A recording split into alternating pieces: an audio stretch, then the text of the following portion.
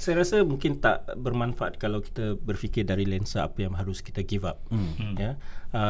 Mungkin yang lebih bermanfaat adalah apa yang boleh kita raihkan bersama.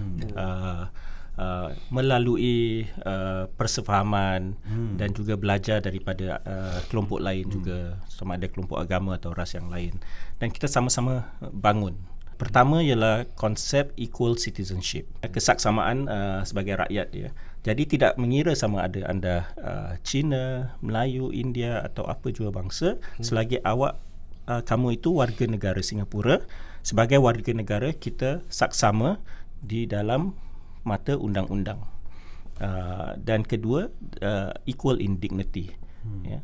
Jadi semuanya melihat tidak ada saling mendominasi. Kerana konflik itu bermula ketika kita merasakan kita ini didominasi oleh kelompok yang lain. Dan kita ingin memperjuangkan kesaksamaan itu yang terjadi di dalam banyak masyarakat. Jadi itu yang pertama, equal citizenship. Equal before the law dan equal in terms of dignity.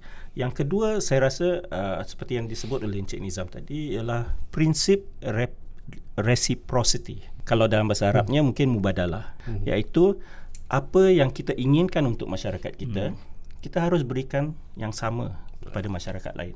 Kita jangan hanya mementingkan kepentingan diri kita sendiri. Kerana kepentingan kita juga terletak kepada kepentingan orang lain juga. Jadi ada pemahaman bahawa kita tidak hanya bersikap mementingkan diri sendiri, tetapi juga mementingkan orang lain, kerana dengan mementingkan orang lain juga, kita juga mendapat manfaat yang sama. Contohnya, kalau kita ingin mempunyai kebebasan beragama di dalam mendirikan masjid contohnya, kita tidak boleh menghalang orang lain daripada mendirikan rumah ibadah mereka sendiri, ya. Dan jika mereka tidak didiskriminasi, kita harus ikut memperjuangkan untuk diskriminasi tersebut dihapuskan, kerana kita juga tidak mahu didiskriminasikan. Dan yang ketiga, dengan adanya kelompok-kelompok yang berbeza, di mana kita mencari titik temu melalui cooperation, bekerjasama.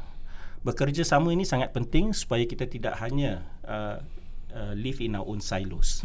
Sebagai masyarakat Melayu, kita tidak mahu bergaul dengan masyarakat lain. Itu yang akan menimbulkan stereotip dan kesalahfahaman. Jadi kalau ada sifat cooperation atau bekerjasama itu, kita terpaksa berinteraksi, bergaul, dan itu akan memperkayakan masyarakat kita sendiri.